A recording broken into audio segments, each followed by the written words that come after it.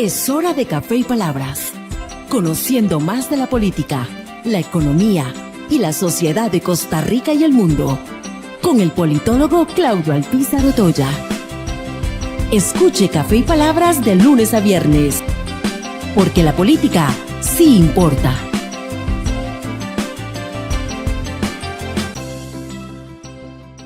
¿Qué tal, amigos? Les saluda a su amigo Claudio Alpizar Otoya aquí en Café y Palabras, donde la política sí importa. Agradecido siempre con la sintonía que usted tiene con nosotros, con la que nos premia día a día, de lunes a viernes, a ser las 10 de la mañana, en este programa que usted puede ver a través de las transmisiones de Tica Visión Radio y de Tica Visión Televisión, y también, por supuesto, en forma simultánea en nuestro canal en YouTube, el canal de Café y Palabras en YouTube, donde usted puede suscribirse para recibir día a día los anuncios de nuestros programas próximos, así como también tener la posibilidad de acceder a los ya pasados en el momento que lo crea oportuno.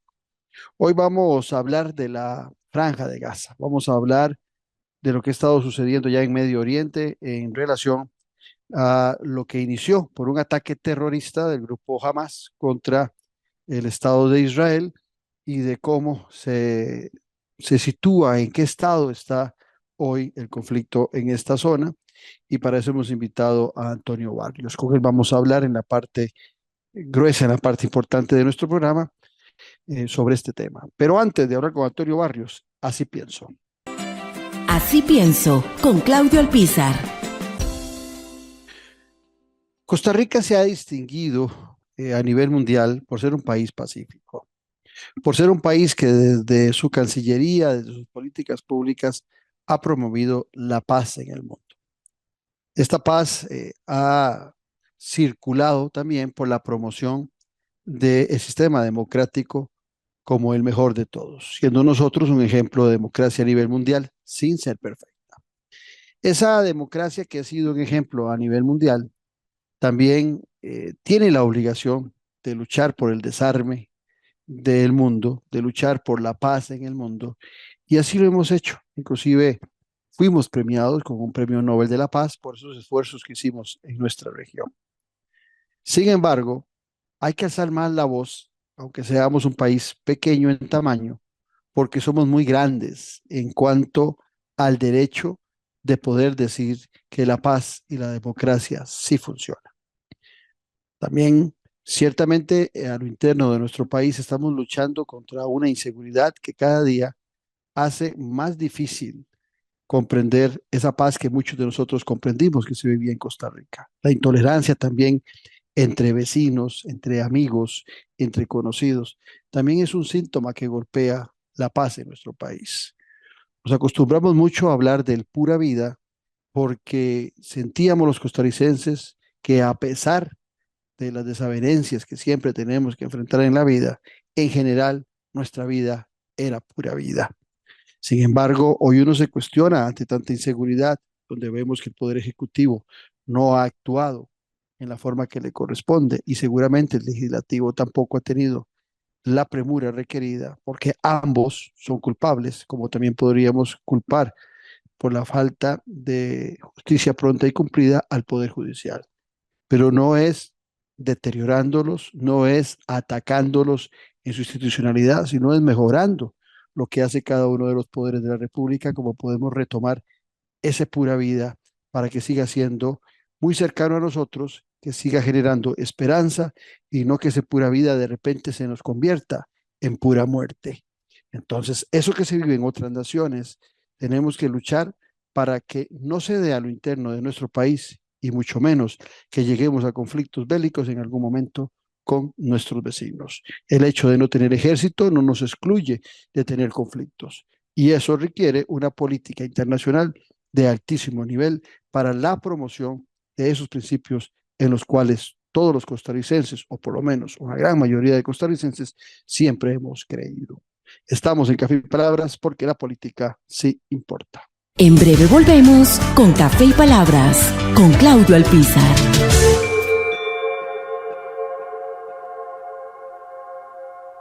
Productos 100% naturales y de producción nacional. Cosmética natural. suplementos naturales, alimentación and wellness. Para adquirir nuestros productos ingresa en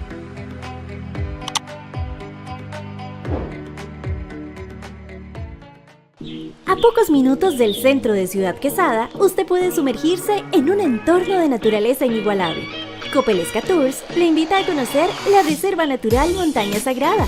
Visítenos y disfrute de un día en completa conexión con la naturaleza. Descubra nuestra variedad de senderos. Realice un día de campo familiar y conozca nuestro puente colgante y mirador, desde el cual podrá observar maravillosos paisajes naturales. Y al finalizar, disfrute de un delicioso almuerzo en nuestro restaurante. La Reserva Natural Montaña Sagrada le espera. Hay mucho por descubrir. Disfruta de la aventura en familia con tu nuevo MG RX8, el SUV más grande para 7 pasajeros. En la ciudad, la playa o la montaña, Costa Rica es para disfrutarla con el más grande, con el MG RX8, con tracción 4x4, 6 modos para manejo, un gran espacio interior y la tecnología de vanguardia para disfrutar en familia del confort en cualquier terreno. Descubrí el nuevo MG RX8 desde $698 al mes en nuestras sucursales de La Uruca, Curridabat, Multiplaza Escazú o en www.mg.cr. Aplican restricciones. Estamos de vuelta en Café y Palabras con el politólogo Claudio Alpizar. Gracias por continuar en nuestra sintonía y ya está aquí con nosotros don Antonio Barrios, internacionalista, que siempre tiene la gentileza de atendernos para hablar sobre todo de los conflictos que se dan en el Medio Oriente. Antonio ha estudiado por muchos años los temas de esta zona, conoce a plenitud las diferencias religiosas que se dan entre musulmanes, también conoce a perfección la historia del Líbano y de Israel, y eso sin duda nos va a ayudar a comprender mucho el conflicto en Gaza. Antonio, primero agradecerte tu gentileza de atendernos y por otra parte dejarte de paso la introducción en relación a cuál es el estado de situación actual de este conflicto allá en el Medio Oriente. Bueno, don Claudio, muchas gracias por la invitación. Es un gusto estar acá siempre. Y bueno, hay una situación muy complicada porque en todos estos 7, casi 8 meses de guerra, solamente hay una ciudad que queda, y voy a decirlo de una manera muy tajante, solamente le queda a Israel una ciudad por bombardear e incluso destruir, que es precisamente Rafah. Si nosotros vemos la forma en cómo Israel empezó la invasión militar en contra de los palestinos en Gaza, nos damos cuenta que empezó desde la parte más norte de Gaza, que es un enclave que está dentro del territorio israelí, para llegar incluso y hacer una fuerte presión poblacional conforme iba bombardeando las ciudades más importantes de Gaza, hasta llegar a la ciudad más al sur del mismo enclave o más al sur del mismo territorio israelí, que es frontera con el Sinaí, es decir, frontera con Egipto. En este momento hay una preocupación, y esta preocupación viene de las últimas 2 semanas para acá, porque, bueno, hasta el momento no ha habido quien detenga a Netanyahu, en lo más mínimo. Yo creo que el gravísimo error, don Claudio, fue todo el apoyo incondicional que Occidente en particular le dio en todos estos 7 meses de guerra, sin, digamos, protestar sobre la forma en cómo la guerra se estaba dando y la gigantesca cantidad de asesinados palestinos en esta guerra. Pues ahora prácticamente toda esta puerta abierta que Occidente le permitió a Netanyahu ha hecho que Occidente, a pesar de que ha protestado sobre las consecuencias humanitarias que podría tener un bombardeo masivo sobre Rafah, ya prácticamente no hay nadie quien detenga a Netanyahu. Entonces yo creo que esta posición tardía de Occidente de ver sobre las consecuencias humanitarias que puede tener un bombardeo sobre Rafah, pues prácticamente son eso, una manifestación tardía frente a la complacencia y a la complicidad que Occidente ha tenido en, repito, dejarle puerta abierta a Netanyahu que bombardeara de la forma en como quiso todo el territorio gazatí. El 7 de octubre del año pasado es lo que revienta todo este conflicto que tiene antecedentes históricos, pero que no hay la menor duda que el ataque que hace el grupo terrorista Hamas, porque no hay otro nombre para definir a ese grupo, no se le puede definir como un partido político, no se le puede definir como un gobierno democrático, ni mucho menos. Todo revienta a razón de de más de 1.000 muertos en el Estado israelí, incursionando las fuerzas de Hamas a Israel. Eso en aquel momento, tal vez por eso la posición de Occidente, pienso, vos no la aclarás, causó un gran estupor y una gran molestia a nivel internacional con el grupo terrorista de Hamas. Sin embargo, también, aparte de los muertos, había una gran cantidad de gentes que habían sido tomados como presos por el grupo Hamas. A la fecha no se sabe cuántos de esos están vivos y cuántos están muertos. Sigue siendo el reclamo que establece Israel para detener su movimiento bélico sobre esta zona. ¿Qué información nos puedes vos dar en relación a esos presos de Hamas? Bueno, ok, vamos, voy a contestar eso en dos partes. Lo primero, sí, evidentemente es muy lamentable lo que el movimiento Hamas hizo en Israel. Eso de ninguna manera se minimiza porque pues era tomar gente inocente, muchos de ellos rehenes, la cantidad de personas pues que murieron en esa incursión militar, bastante atrevida incluso porque, bueno, utilizaron una serie de mecanismos que quizás no se habían visto, por lo menos en la forma en como históricamente el movimiento jamás había estado operando en sus distintas incursiones o en sus distintos enfrentamientos con Israel, desde que jamás está en el poder, en las últimas elecciones del 2006, en donde ganaron las elecciones municipales y se convirtieron en gobierno en Gaza.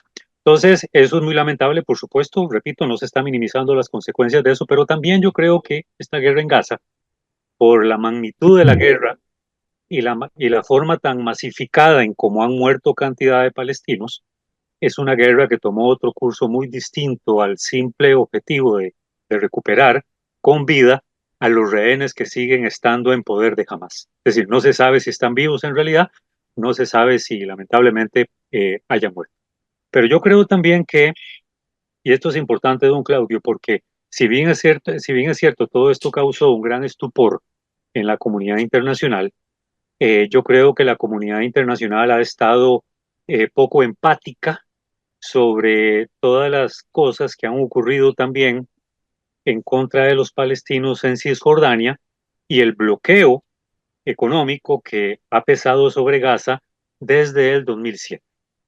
Es decir, la guerra en Gaza y esta situación de guerra que hay en este territorio no es ajeno a lo que históricamente ha venido ocurriendo en contra de los palestinos en Cisjordania y en Gaza. Y hay que también tomar en cuenta que más allá de que se le denomine el movimiento Hamas un grupo terrorista o un partido político o un movimiento islamista, como también en algún momento se le ha denominado, bueno, para muchos otros que no tienen por lo menos en Oriente Medio, o en el caso de los palestinos, de dónde agarrarse para poder de alguna forma validar la resistencia palestina, o por lo menos lo que ocurre en la causa palestina y todo lo que ha ocurrido a lo largo del tiempo, pues eso depende de la acera en el que uno se encuentre. Muchos le han dicho que es terrorista, otros un movimiento islamista, otros un partido político, otros un gobierno legítimamente elegido con las elecciones municipales de 2006 en Gaza. Es decir, eso va a tener sin duda un montón de connotaciones. ¿Por qué se le dice que es un grupo terrorista? Porque Occidente simplemente así lo calificó. Y Occidente es una ínfima parte del globo terráqueo. Otros le dan otro tipo de denominación y esas son cuestiones que tienen que quedar muy claras. Entonces, bueno, lamentablemente, esto tiene una cola muy, muy larga en donde lamentablemente hay un hartazgo dentro de la comunidad palestina, no solamente en Gaza, sino en Cisjordania, sobre las barbaridades que históricamente Israel ha cometido en torno al tema del despojo territorial que ha ocurrido en Gaza, grupos judíos extremadamente radicalizados, incluso armados, que tienen características de grupos mercenarios que han venido desalojando por la fuerza a los palestinos de sus propios territorios en Cisjordania. Entonces, eso debería también generar un estupor en la comunidad internacional, no solamente lo que pasó el 7 de octubre del año pasado. Sí, definitivamente a todos los que somos demócratas y a todos los que tenemos pensamiento cristiano, por ejemplo, en el caso mío como católico, nos parece aberrante que hoy se hable de 36.500 personas muertas en Gaza. y si le sumamos los 1.000 y pico de judíos, estamos hablando de 37.500. Sin embargo, hay algunos temas que quiero plantearte. Históricamente, porque el conflicto es largo, cuando se acredita el terreno que el Reino Unido le cede a Israel, también se le cede un territorio a los palestinos. Pero también es cierto que los palestinos nunca aceptaron esa división.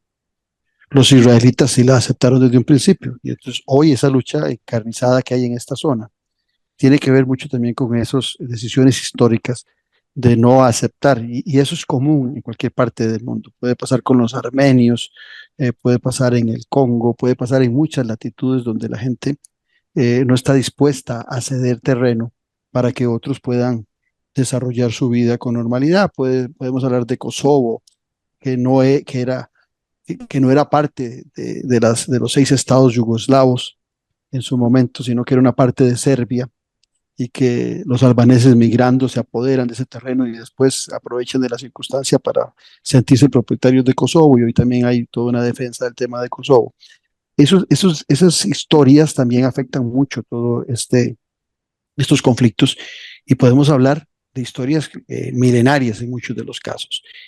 Pero en el caso particular de Cisjordania, que Cisjordania es la otra parte, territorio que hoy está en paz, que tiene una relación pacífica con Israel. ¿Por qué ha costado tanto que la actitud de Hamas, que yo considero que es un grupo terrorista, pero partamos de que algunos consideran que es un movimiento o que es un partido político, ¿por qué ha costado que no se pongan de acuerdo? ¿Por qué hay tantas diferencias entre quienes gobiernan Cisjordania y quienes estaban dirigiendo en Hamas? Ok, bueno, En Gaza. también, sí, entiendo, don Claudio. Ok, voy a aclarar algo que me parece que es importante, porque en realidad en este momento, ni antes y menos ahora, este, no hay paz y no hay tranquilidad en Cisjordania, a pesar de que la concentración de la guerra se está dando en Gaza. En realidad, repito, hay una guerra invisible que los medios de comunicación no están cubriendo aún con esta guerra, porque sus lentes de las Hay una cámaras tensa calma, están digamos, una sí, una tensa tensa calma. calma, porque ha habido una aceleración del despojo territorial, mientras que los lentes de las cámaras del mundo están enfocando todavía la guerra en Gaza. Ahora, en este momento en Cisjordania, hay una guerra silenciosa donde se ha acelerado todavía el despojo territorial de los palestinos. Y en eso, digamos, por dicha que existen medios independientes que han dado cuenta con videos sobre lo que está ocurriendo. Enhorabuena, digamos que ya dejamos de depender desde hace muchísimos años solamente del ente del CNN o la BBC o el Deutsche Welle o esos grandes que transmitirán lo que en ese momento conviene. Enhorabuena por los medios independientes. Eso por un lado.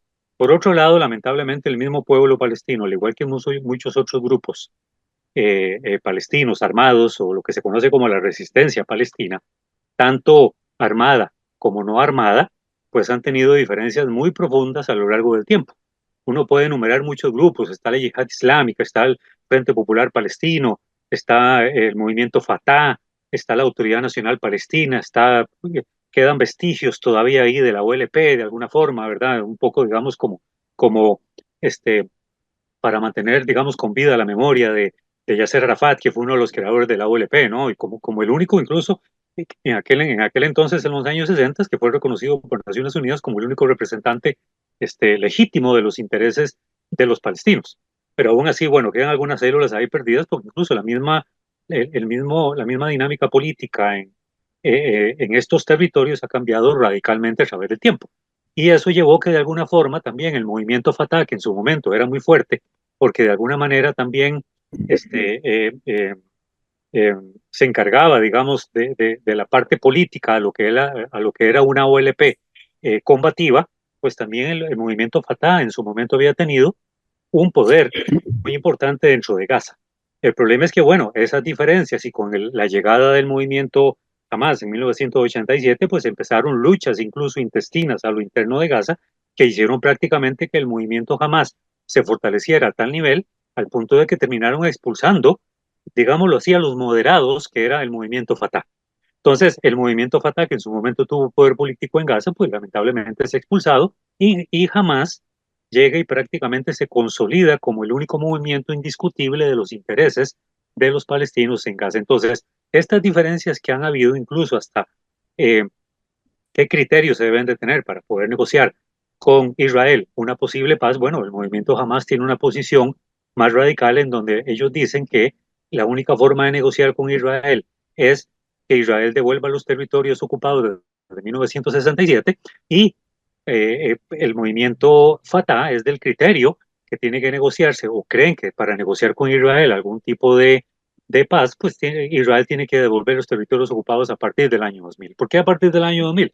Porque siendo Ariel Sharon el primer ministro de Israel, pues había habido una ocupación muy fuerte de muchos territorios dentro de esta concepción sionista de que Israel tiene que ser desde el Mediterráneo hasta el río Jordán, en el sentido de que cualquier otra población que viva ahí, que ya sabemos quiénes son los palestinos, pues es población que tiene que ser absorbida por asimilación. Por lo demás, incluso en esta visión de un Israel más grande, que es lo que, digamos, es una visión histórica sionista, que es, digamos, un poco también, don Claudio, toda esta visión de esta gente extremadamente radical que han formado gobierno con Netanyahu. Entonces, bueno, lamentablemente también dentro de la política israelí ha habido, digamos, mucho resquebrajamiento. Ya no existen aquellos partidos eh, tradicionales fuertes como el Likud, por ejemplo, o los laboristas, sino que esos partidos ya casi desaparecidos del escenario político. Hoy hay una cantidad de partidos enorme en toda la dinámica política de Israel que han imposibilitado también que existan condiciones para consensos dentro de Israel. Y por eso es que incluso en Israel los gobiernos caen muy fácilmente precisamente por la falta de consensos. Entonces, es complicado para Israel la política, al igual que también para los palestinos. En esto de los palestinos, ¿quién habla hoy por el grupo Hamas? ¿Dónde está ubicado el grupo Hamas o los líderes del grupo Hamas, aparte de los terroristas que pudieran estar en el territorio? Se ha dicho mucho que utilizan a la población en Gaza como escudos humanos en muchas ocasiones, así como algunas noticias hablan de los asesinatos masivos por la guerra que han sufrido los palestinos. También en algunas ocasiones se han encontrado algunos terroristas en territorios donde hay población civil, claro, siendo un territorio tan pequeñito, poquito menos de 400 kilómetros, pues eso también afecta mucho el que estén mezclados unos y otros. Pero ¿quién habla a nivel internacional por el grupo Hamas? So, se ven las figuras, se ven los líderes de Hamas en la opinión pública. ¿Quién representa en Naciones Unidas cuando toma la palabra por los palestinos? ¿Quién nos representa? Es un representante de Cisjordania, es un representante que fue electo por las autoridades de Cisjordania o por las autoridades de Gaza. ¿Quién está representando a los palestinos con su voz en este conflicto? Bueno, el actor formal que tiene voz, eh, y eso es producto de los acuerdos de Oslo, ¿no? Con la creación de la Autoridad Nacional Palestina, que va a llegar a sustituir a muchos otros grupos para formalizar por lo menos una estructura estatal, administrativa, con instituciones y Estado de Derecho, etcétera, para ser reconocida a nivel internacional, es la Autoridad Nacional Palestina, la que, digamos, tiene el reconocimiento de la comunidad internacional y es la que tiene de alguna forma voz en Naciones Unidas cada vez que hay alguna situación, digamos, que denunciar o hablar de la paz, etcétera. Entonces, digamos, eso por un lado. Por otro lado, los liderazgos del movimiento Hamas, que son liderazgos muy específicos, bueno, muchos de ellos están en Qatar. Bueno, en realidad no son muchos, porque digamos, hay algunos que está Sinwar, está Khaled Meshal, están muchos otros que han estado en realidad más afuera porque son la cara diplomática, la cara que se encargan, digamos, de la recolección de dinero, de crear condiciones de relación diplomática del movimiento Hamas con países que de alguna forma le dan cierto cobijo a este tipo de liderazgos con alguna oficina, como el caso, digamos, de Qatar. Y bueno, Siria en algún momento, mucho antes de la guerra esta que Siria está enfrentando, había presencia de liderazgos del movimiento Hamas, tanto en el Líbano como en el caso de Siria.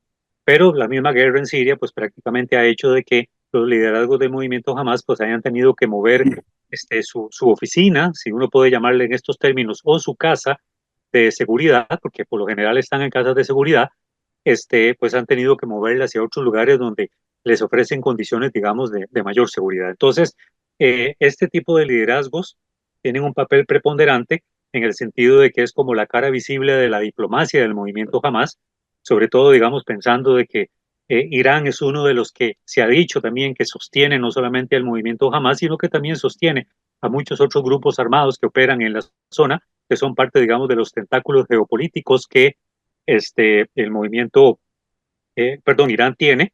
Y bueno, eso ha hecho que de alguna manera la última decisión de la Corte Penal Internacional de incluso incluir a algunos de los líderes del movimiento Hamas como criminales de guerra y con orden de captura, pues eso ha hecho también pues que se levante un poco de roncha o haya cierto resquemor pues a la hora de que estos liderazgos del movimiento Hamas pues hayan protestado de por qué ellos, cuando históricamente han sido las víctimas de Israel. Hay todo un tema, digamos, que puede servir para reinterpretación y va a ser muy complicado eso conforme pase el tiempo. Pero sí, otros grupos armados que carecen, digamos, en el caso de los movimientos, otros movimientos palestinos, pues la única representación que siente que tienen ha sido por parte de Irán, porque Irán de alguna forma toma la estafeta de este abandono que los que los países árabes hacen respecto a la causa palestina. Irán se autodenomina como como el verdadero país que apoya la causa palestina. Si haya habido una lamentable complicidad aquí también, y yo lo he dicho abiertamente, don Claudio, y aquí lo voy a decir también, es que los países árabes que pudieron en su momento haber apoyado como se debía la causa palestina, han sido también negligentes en eso y han dejado que la causa palestina vaya simplemente a la deriva y simplemente protestan cuando se dan este tipo de guerras. Pero después de que este tipo de guerras de enfrentamiento con Israel terminan, pues el mundo árabe de nuevo callado respecto a lo que está pasando tanto en Cisjordania como en Gaza. Entonces, hay una complicidad muy complicada también de los países árabes y son responsables directos e indirectos de lo que está pasando con los palestinos, incluso hoy en día. En esto que acabas de decir, para nuestros oyentes y televidentes, si Egipto hubiera permitido la salida por su territorio de los civiles de Gaza, estas 36.500 muertes seguro serían mucho menores. ¿Por qué Egipto no permitía, con esa identificación religiosa, esa identificación árabe que puedan tener, por qué no permitió, y a la fecha no sé si lo habrá permitido, esta salida por su territorio de estas poblaciones eh, de niños, de ancianos, de mujeres que no tenían nada que ver con el grupo jamás, o por lo menos si no tenían nada que ver, que eran actores secundarios en esta lucha entre Israel y Hamas? Bueno, el presidente egipcio Abdul Fattah al-Sisi lo que ha dicho en reiteradas oportunidades, eh, en cierta forma tiene razón, pero en otra no, y ahorita lo digo por qué. Lo que ha dicho el presidente egipcio es de que permitir que pasen la frontera de Rafah para instalarse a salvo, por decirlo así, en campos de refugiados en el Sinaí, es permitir lo que pasó con la Nakba en 1948 cuando se creó el Estado de Israel, desde donde fueron expulsados 700.000 palestinos que terminaron en campos de refugiados en países vecinos y sobre todo en el sur del Líbano. Hay campos de refugiados, Claudio, en el sur del Líbano que tienen 55 años de estar presentes, desde que se creó el Estado de Israel o incluso desde que llegaron las guerras de 1967, donde también hubo un despido masivo o un desplazamiento masivo de población palestina escapando de la guerra y que lamentablemente estas guerras simplemente entre árabes e israelíes en su momento, con las guerras de 1967, la de los 6 días y la de Yom Kippur en 1973, simplemente quedaron los palestinos en medio como carne de cañón y son los que se han tenido que ir de sus propios territorios porque sus propios territorios terminaron siendo un campo de batalla. Entonces, Pero en eso que son hoy carne de cañón, entonces el gobierno egipcio tiene muchísima culpa también, porque la justificación que están dando no es una justificación humana, humanitaria, sino que es una justificación, por llamarla de alguna forma, geopolítica, y Bueno, atenta es contra que esas personas. esa es la otra parte a la que iba, en el sentido de que desde el punto de vista político, perdón, desde el punto de vista humanitario, tuvo que haberse creado condiciones, incluso Claro, con apoyo de la comunidad internacional, para que en el así momento es. en que la guerra en Gaza termine, estos palestinos tengan Claro, lo que se conoce como el derecho al retorno, exacto. que es precisamente, don Claudio, lo que no han tenido los palestinos que se fueron hace décadas en esto que se denomina el derecho al retorno, que incluso el tema del derecho al retorno ha sido negociado en muchos acuerdos cuando existían procesos de paz entre israelíes y autoridades palestinas, y el tema del derecho al retorno es algo que no se ha cumplido. Entonces, bueno, Ujú. lamentablemente hay temor también, por eso también los jordanos no los recibieron, porque Jordania cerró y dijo no los vamos a recibir. Entonces, hagámonos la pregunta más bien esta, don Claudio: ¿quién quiere a los palestinos? Esa es la pregunta que Nadie, nos tenemos que hacer. Nadie los quiere, nadie, lamentablemente. Y nadie. quedaron en medio de decisiones de potencias que simplemente con una resolución en Naciones Unidas decidieron partir el mandato británico, el mandato británico de Palestina, y decir, esta es la parte hacia el Mediterráneo para los israelíes, y esta es la parte que debería quedar para los palestinos. Usted puso, don Claudio, En esta misma pregunta, ¿cuánta distancia hay entre Gaza y Cisjordania? Porque nos preguntamos, ¿quién quiere a los palestinos?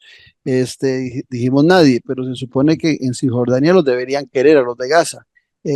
¿Existió algún momento, alguna posibilidad? No sé cuál es la distancia ahora donde tiraste, son territorios muy pequeños, pero ¿cuánta distancia puede haber y por qué no se pudo haber hecho también un traslado hacia Cisjordania de la gente que no está en el conflicto o que no debería estar en el conflicto, niños, mujeres, ancianos, en el caso de Gaza?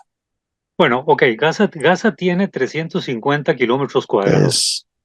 Es, Es pequeñísimo, pequeñísimo, incluso es donde se encuentra la mayor densidad poblacional del mundo, es decir, viven aproximadamente 5.500 personas por kilómetro cuadrado, porque hay 2.300.000 palestinos o gazatíes, pues comúnmente se le dice palestinos gazatíes, en Gaza. Entonces uno tiene una ujú. idea de un territorio tan pequeño. Pero A es lo nivel, que son las contradicciones del mundo, porque el doble de territorio tiene Singapur y tiene 6 millones de habitantes. O sea, hay un hacinamiento muy parecido, pero en otras condiciones en Singapur que en Gaza.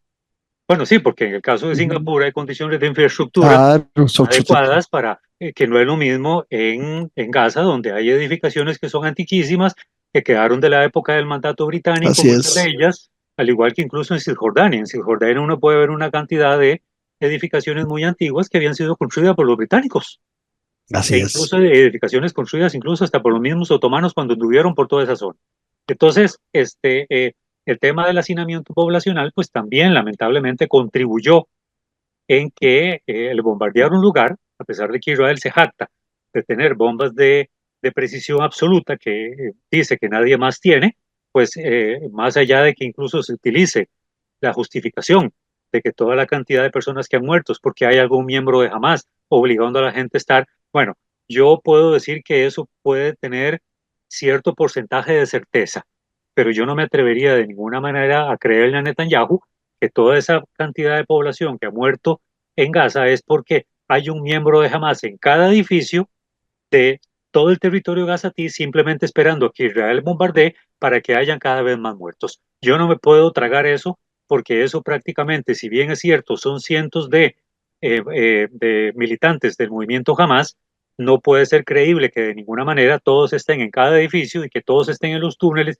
y que en todos los edificios haya armamento y que en todo hay todo lo que Netanyahu dice que ha justificado, digamos, bombardear. Eso simplemente es una estrategia militar, y lo voy a decir abiertamente acá, de arrasar simplemente Gaza en función de otro tipo de cuestiones geopolíticas que quizás ahora no estamos viendo, pero que quizás después nos daremos cuenta que es lo que está pasando.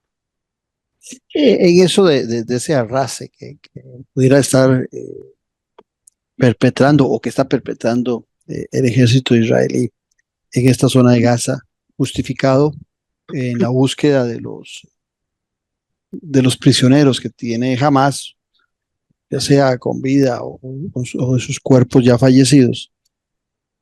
Hay un elemento que quisiera que analizáramos, que es la visión israelí, no solo la visión palestina, porque resulta que cuando el 7 de octubre y tengo muy claros esos números. Posterior al 7 de octubre, la invasión de Hamas al territorio israelí, días posteriores, no me acuerdo si fueron 15 o 22 días posteriores, se hizo una encuesta entre los israelíes y el 80% culpaba a Netanyahu de esa invasión que habían perpetrado Hamas a Israel y el asesinato de las mil y resto de personas. Solo un 10% de personas no lo acusaba, pero por esas mismas personas encuestadas en Israel, en un 65% estaban de acuerdo en que fuera atacado la zona de Gaza y pues, de manera terrestre, que es lo que está ocurriendo hoy en día. Entonces la pregunta viene por este lado. Netanyahu está en una posición muy fregada, es culpable de las mil y resto de muertes del 7 de octubre para muchos israelíes, que le exigen también, o le exigieron mucho de la actitud que hoy en día mantiene. ¿Tenés alguna información de qué tan popular es Netanyahu hoy en la población? ¿Qué tanto justifican hoy esa invasión y la continuidad de esa invasión por el pueblo israelí? Te hago la pregunta porque tal vez lo que voy a decir es crudo, pero es la realidad. Si los costarricenses hubiésemos vivido algo similar al 7 de octubre, le estaríamos pidiendo a nuestro presidente un comportamiento diferente al de Netanyahu. Si tuviéramos ejército, pero no lo tenemos, es un supuesto bastante errático que estoy poniendo, pero podemos poner otra nación, porque sería interesante saber cuál es la posición de los grupos judíos o israelíes, para ser más preciso, en relación al comportamiento de Netanyahu, que ciertamente, te repito, estaba de vacas flacas en su percepción. Lo de la incursión de Hamas lo puso peor, pero también ha sido impulsado por su pueblo para esta reacción con un ejército que a nivel mundial siempre se ha demostrado como muy poderoso.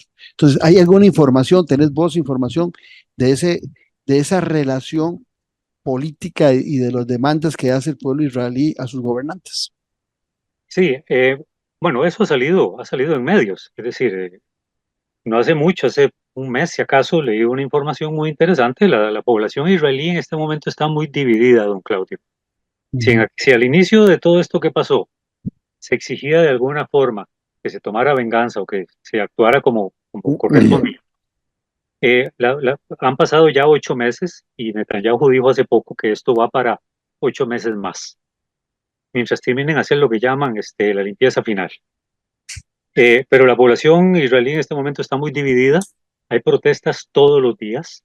De hecho, mucho antes de la guerra, han habido protestas por distintas situaciones, pero ya de causales muy internas en Israel, y han sido grupos pacifistas que durante muchísimos años han sido invisibilizados. Incluso se han enfrentado a la policía, han caído en la cárcel muchas de esas personas. Entonces, esa democracia israelí, ¿verdad?, que tanto se pregona, pues ha hecho que muchos de estos grupos, desde muchísimo antes, marchen protestando por distintas de la situación económica, el hecho de que Netanyahu no se baja del poder, el hecho de que forma gobierno con los movimientos más radicales que uno se pueda imaginar, etcétera. Pero después de lo del 7 de octubre, en donde hubo un apoyo bastante porcentual, bastante alto, conforme han pasado los meses, ha habido mucha división.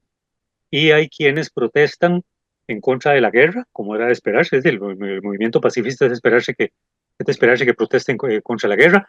Los familiares, que son grandes cantidades, y los que se identifican con los familiares de los rehenes, le demandan a Netanyahu que acepte acuerdos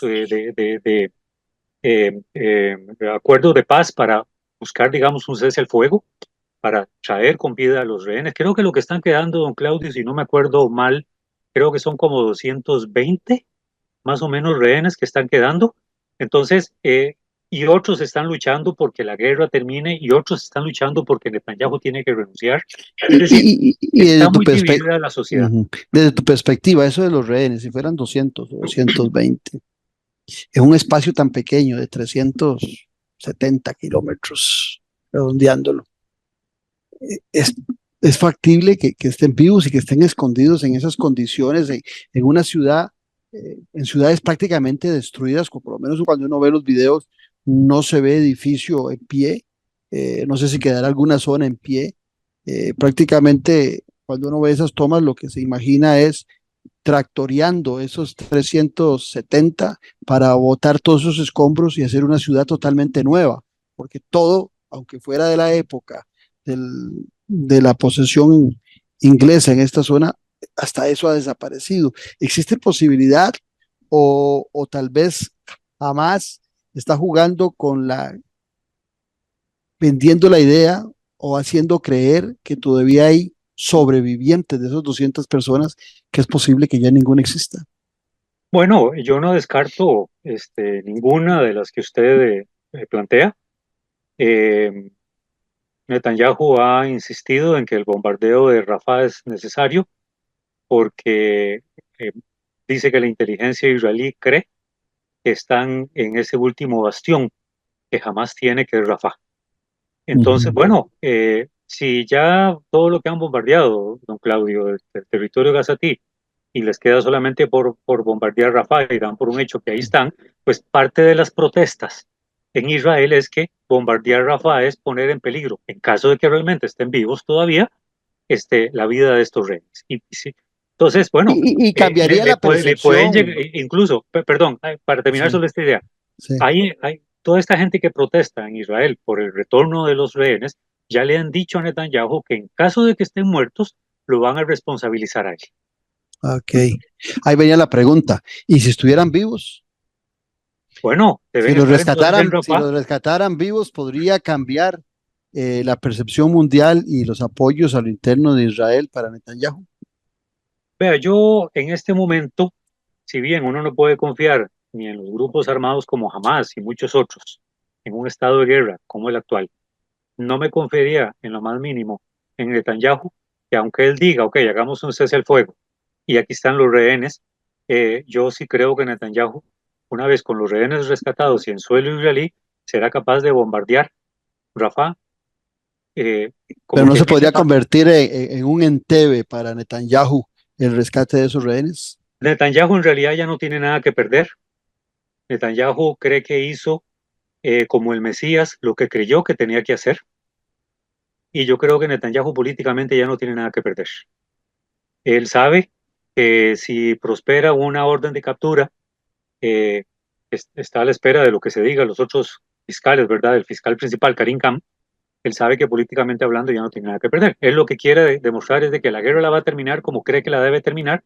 Es una fijación ya personal. Él tornó su guerra en una fijación personal. Y esa es una parte muy peligrosa porque en realidad hay pruebas, don Claudio, que Netanyahu no está escuchando a nadie más. Sí. No, a mí se me viene, a mí se me viene a la mente el caso de Entebbe, ¿verdad? Aquel avión secuestrado por palestinos terroristas que después del rescate le dio un gran valor al gobierno israelí en aquel momento, en 1976. Vamos a ir a un cambio comercial para seguir conversando con Antonio Barrios sobre la situación en Gaza y vamos a hablar en nuestro próximo corte de la propuesta del presidente Biden, que a todas luces podría ser la más viable en vista de que es el apoyo más sustancial que tiene Netanyahu e Israel en este conflicto. Estamos en Café y Palabras porque la política sí importa. En breve volvemos con Café y Palabras con Claudio Alpizar.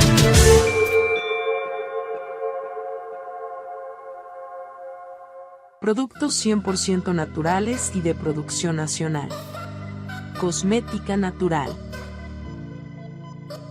Suplementos naturales. Alimentación and Wellness. Para adquirir nuestros productos ingresa en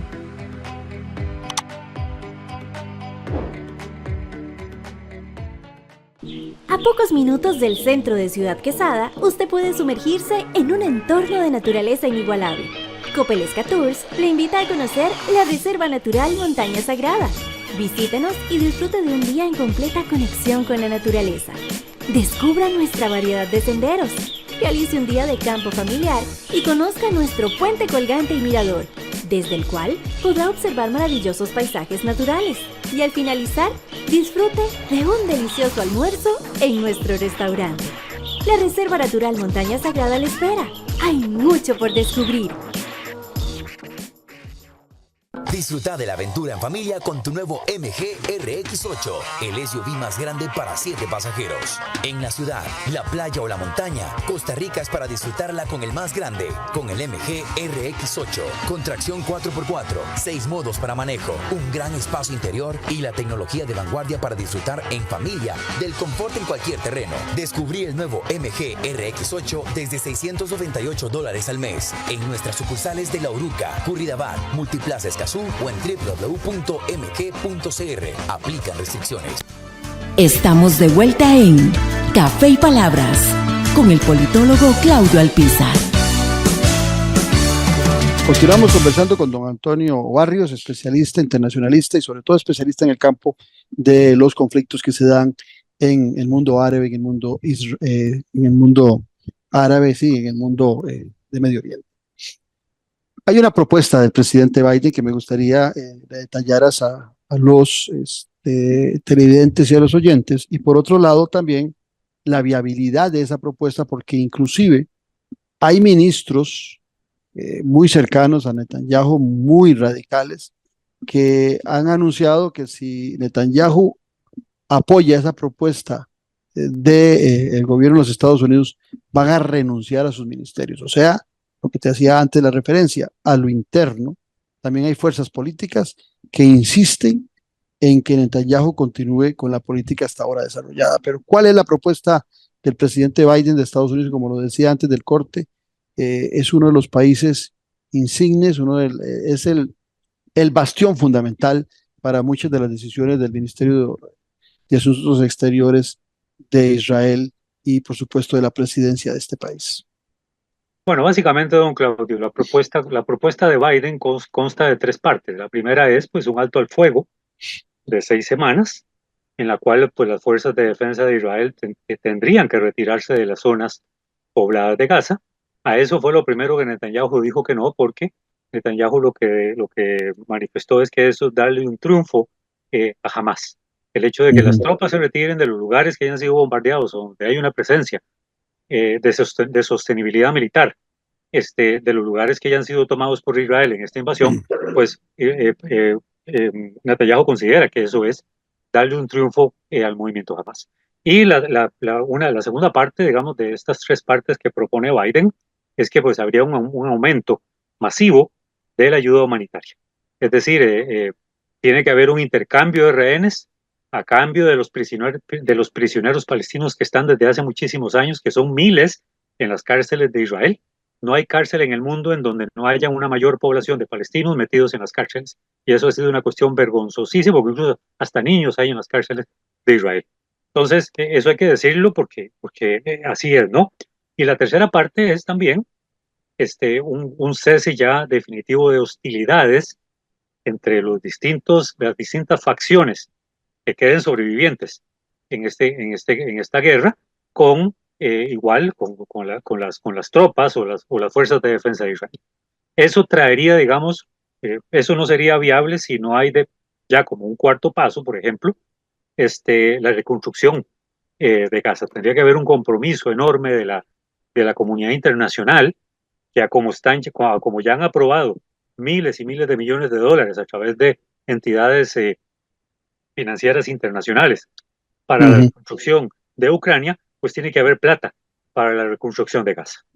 Entonces, bueno, Netanyahu jamás lo acepta, jamás ha aceptado esa propuesta de Biden, pero Netanyahu dice que eso va a ser un triunfo para Hamas, que no puede ser, entonces, bueno, ahí estamos viendo ya cómo también, a pesar de que, como usted lo dijo anteriormente, don Claudio, el aliado incondicional de Estados Unidos, de Israel ha sido Estados Unidos, vean cómo ahora también Netanyahu ha tenido ciertos roces o ciertos encontronazos con el mismo Biden, e incluso el mismo Biden ha dicho de que no va a haber más armas para Israel si bombardea Rafah. Y aún así ha habido bombardeo de Rafah y siguen llegando las armas para el ejército de Israel. Así que Biden ha sido un flojo, Biden ha sido un timorato en toda esta cuestión, y lo lamentable es que, bueno, sigue siendo cómplice de los bombardeos de Israel.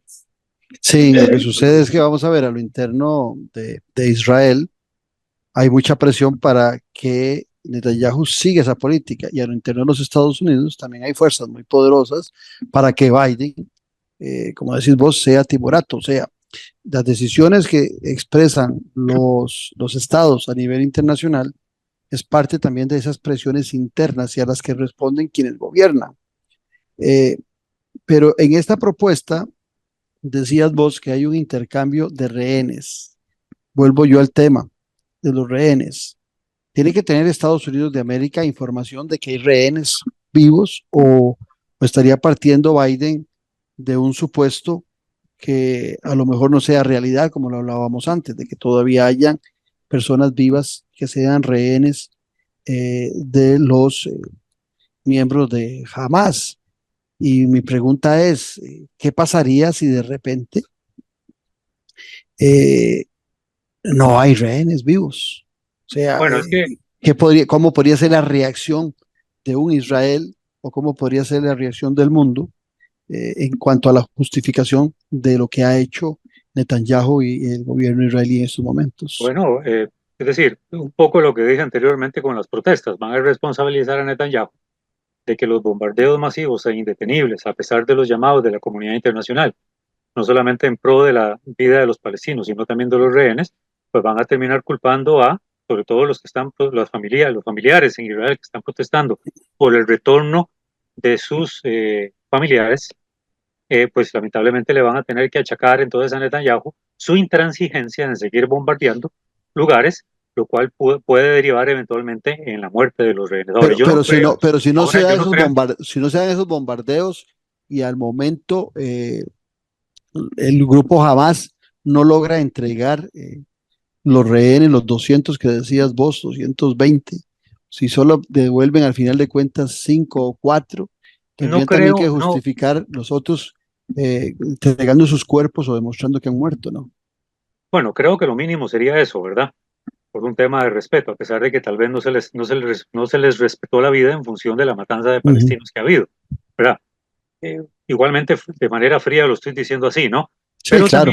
Pero yo no creo, don Claudio, que al movimiento jamás le convenga que los rehenes estén muertos, porque no tendría posibilidades de canjear absolutamente nada con los prisioneros palestinos en las cárceles de Israel.